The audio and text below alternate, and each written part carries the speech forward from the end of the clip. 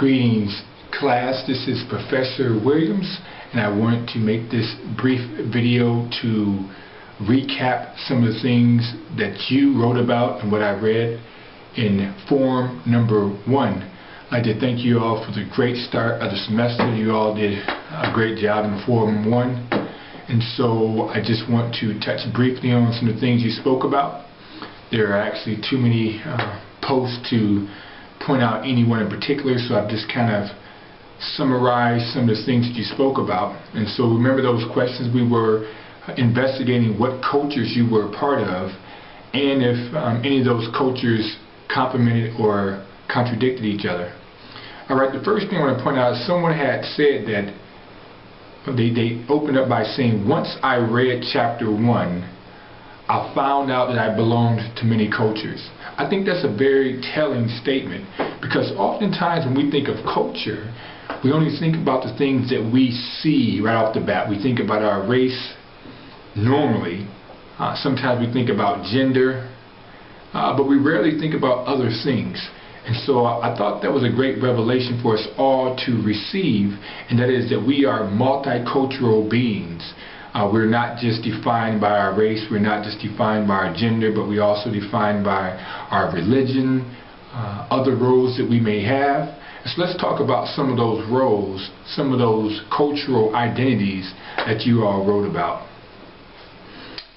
As I was reading through, I saw that we have a very diverse class, and we can't just look at the fact that we have a roster that may look like made up of just blacks and whites and males and females, but we also have mothers, we have fathers, and we know that being a mother is different than being a father. So we have parents in general, but even in parenting, a mother has a different role, different culture than a father. We found out that we have a class made up of husbands and wives, and some of you talked about the roles of a husband and the role of a wife. But we also had a lot of individuals who were single, specifically single parents. That's one thing I've noticed as a professor. My first 7.5 years was strictly teaching at the undergrad level. And about 1.5 years ago, 2 years ago, I started teaching at the grad school, or the traditional side, the adult students. And one of the populations that really made up a lot of my classes were single mothers. And I thought that was just fascinating, and I have such a profound respect for single mothers and all students, all adult students who have taken this opportunity. I want to give you all props just for going back to school. It's never too late. But then being able to juggle full-time employment, full-time ministry, families. And so I specifically wanted to point out, because there was a conversation, a dialogue that took place on the forum about being single mothers, and people say, hey, I'm part of that single mothers club also. So I just wanted to shout you all out, because that's a unique culture also. We also learned from our classmates that we have some of you who are from urban areas, we have some that are from suburban areas, we have some that's from rural areas. We have some that from big cities to small towns, and some of you talked about the transition, that maybe you went from a big city to a small town, or from a small town to a big city. And I thought that's always been fascinating. Depending upon where you grew up, where you were raised, and then where you moved to, this whole notion of diversity is relative. It's based upon those experiences. So if you take someone who maybe came from a big urban city that was a true melting pot, like for example, my wife, she's from New York. She's from the Bronx, and her father's Jamaican, her mother's Trinidadian, and all of a sudden when we get married, I'm born and raised in Indiana, she moves to Indiana, and then there's an obvious lack of diversity compared to where she's from. However, if you take someone in a small town in Indiana that's predominantly white per se, or someone in an urban area that's predominantly black or Latino, all of a sudden now you go to Mishawaka and you may think that Mishawaka is more diverse because you have a little bit of all that stuff combined. And so it's really based upon your perspective. So it's hard to say this place is diverse, this place is not diverse, although we can say that about some places. For the most part, it depends upon what you're comparing it to.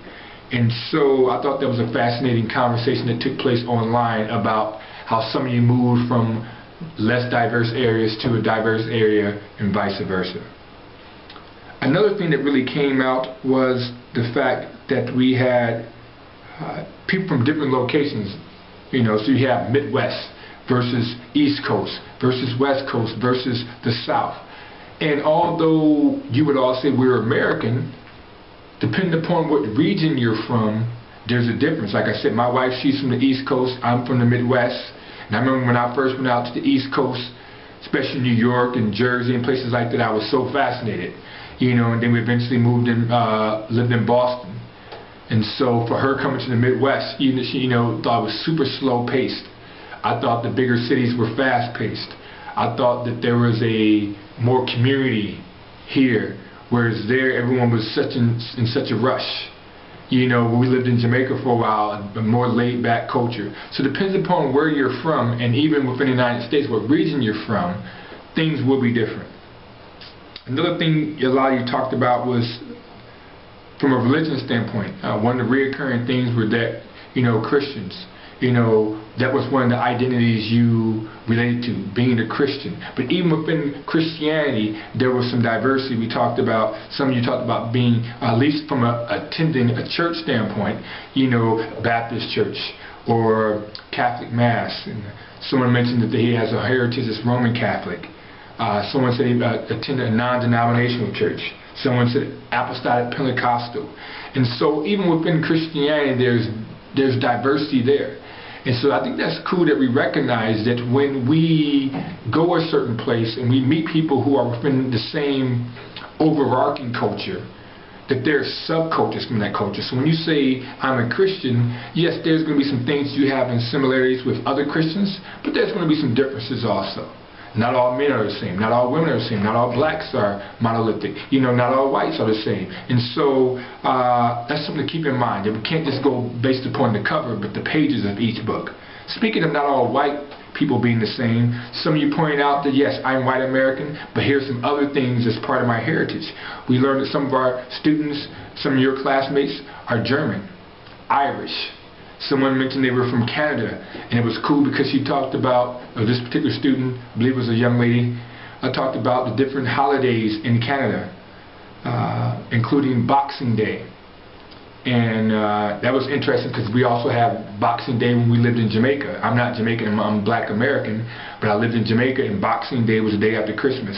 So I think it's always interesting when you have someone of a cultural heritage or who's not from the United States, that there are certain holidays that are unique to the United States, and we believe that everyone around the country or around the world celebrates, like Thanksgiving, you know, or 4th of July. Those are holidays that are uniquely American, so not everyone around the world celebrates those. So we talked about, someone mentioned that they had European descent, specifically from Wales, and someone mentioned Jewish heritage. There were several you mentioned biracial. Someone mentioned that, you know, has some Cherokee Indian in them. So we can't just look at a person's skin tone, skin color, and say, well, this person's black, this person's white, this person's Hispanic. There's so much that goes into it. I learned that when I first got to Bethel as a student back in the 90s. You know, I had two friends who I just met, two young ladies. They looked similar complexion. They both spoke Spanish. And so I was like, yeah, you know, I think I called them either both Puerto Rican or both Mexican. And that's when I learned my lesson that, you know, not all Hispanics and Latinos are the same. You know, one was Mexican, one was Puerto Rican.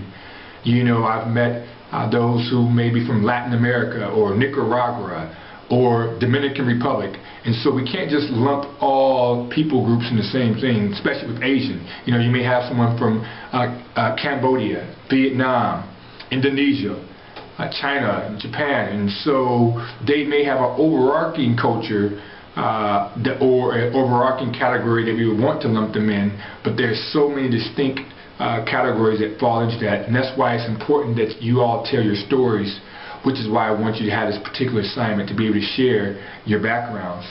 Some other things you mentioned, interestingly, someone that mentioned that one of the harshest cultures of my many hats was being an adult sexual assault survivor and an ex-felon.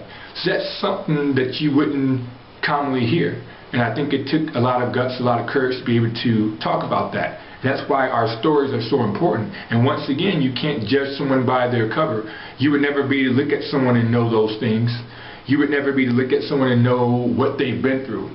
And that's why the Bible says that we overcome by the blood of the Lamb and the word of our testimony. And the word of our testimony is so important. And I always remember the story about the blind man who was healed by Jesus on the Sabbath, and how the Pharisees wanted to convict Jesus, and the blind man was like, I don't know if Jesus is a convict or not. I don't know if he broke the law or not. Only thing I do know is that I was blind and now I see. And he was saying, that's my story. And I think it's very important that we tell our stories, because all the things we go through, whether good or bad, help shape who we are. A lot of you talked about your Christian values and how in some ways the Christian values helped out in other cultures. So being a good Christian helped you out as far as being a good student, being a good husband, being a good wife, being a good worker because of Christian values. But you also talked a lot about how sometimes Christian values and American values made conflict, whereas Christian values is about others and preferring others to yourself, whereas some American values may be about preferring yourself to over others, and the love of money. And one person specifically mentioned there was different being a Christian woman from being an American woman because of some of the roles and expectations. One person wrote, Americans are big on food, especially those that are high in fats, whereas in Christianity we're taught, that our bodies are temples. And so it does show you that all cultures in some ways are going to complement, but they're also going to contradict. And what our role is to do, and our job is to try to make sure we can navigate all those cultures. Alright? And a couple other things. Several of you spoke about the positive and negative experiences from being a minority in any particular culture. So maybe you talked about being the only female in a male-dominated society, or the only black in an all-white conference that you attended, or someone talked about that they were a non-black growing up in an all-black neighborhood, and some good and bad experiences. And so I think that's important, that in any given moment we may be a part of the majority culture. So if you're at Bethel and you're talking about you're a Christian, while you're at Bethel you're going to be a part of that majority Christian culture. But the moment you leave, you may go somewhere else, and you may be a minority as a Christian in a secular culture. You may be at home in an all Hispanic neighborhood or predominantly Hispanic neighborhood, so you're part of the majority culture. But the moment you may go somewhere else, you can quickly become a minority. And so at any given time, we're in the majority, but we're also in the minority. Rarely will we always be in the majority, and rarely will we always be in the minority. Last couple of things. A couple of you spoke about interactions with other cultures now, how those interactions have been filtered through historical lens or your personal experiences. And so we don't just interact with cultures today, we normally interact with those people who are different than us in light of our history. And so that can be good or bad, because some of you talked about how far we've come as far as minorities in America, and several of you specifically spoke about how far women have come and how we could be on the brink of having our first female president in Hillary Clinton. So just how far women have come, and a lot of you talked about it being a good time to be a woman in the United States. And yet we all reminded each other that we'd be remiss to recognize that gender equality does still exist. And so although we've come a long way, we can still go a lot farther. And the same can be said of all minorities. We've come a long way, but a lot more can be done. And lastly, a couple of you, I want to point out that I think only maybe one or two of you mentioned your exact age, but it was obvious through some of the dialogue that our student body online is made up of some who are younger, some who may be middle-aged, and some may be what I call seasoned veterans. And so I think that's cool too, because each age group can bring their own unique set of perspectives. And so I think it's important, if you learn anything from this particular dialogue, is that we are multicultural beings. We aren't just one culture, singular culture.